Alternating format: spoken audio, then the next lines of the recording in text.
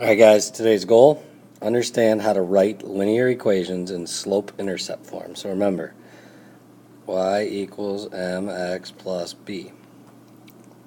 Okay, so it says write the equation of the line given the slope and the y-intercept. Okay, so slope is 8, y-intercept, so that means m is 8, b is negative 7, so you get y equals 8x minus 7.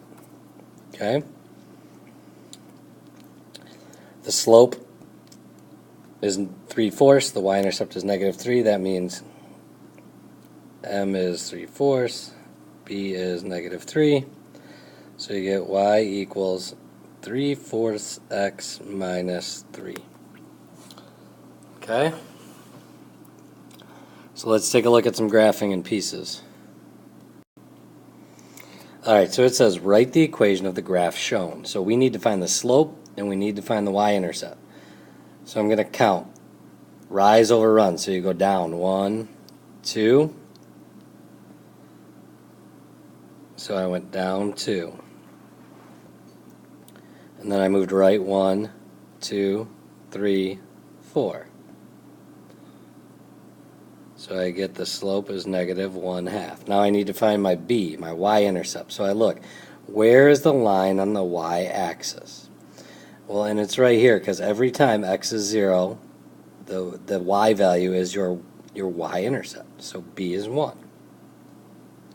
So I get y equals negative 1/2 x plus 1. Okay? Alright, so now let's look at some more features when you're dealing with function notation. Okay? So it says, write the equation for the given function f with the given values. Okay, so here you have to remember, this is your x value, this is your y value. So this is like having the point 0, negative 2. And then here's an x, here's a y, and the point 8, comma 4. So remember, we can find the slope by using y2 minus y1 over x2 minus x1. So I get 6 over 8, which is 3 over 4. Okay? And then y-intercept. Well, we could plug some things in to try to solve for b, or notice x coordinate 0, that means this is, so b is negative 2.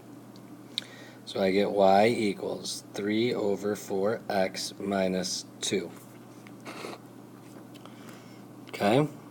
Let's take a look at another function one. Alright.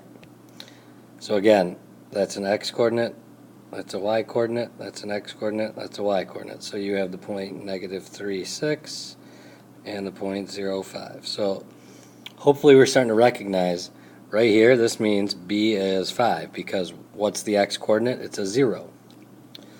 So label x1, y1, x2, y2, 5 minus 6 over 0 minus negative 3. So you get negative 1 over 3. So I get y equals negative 1/3 x plus 5. Because again, we're just filling in y equals mx plus b.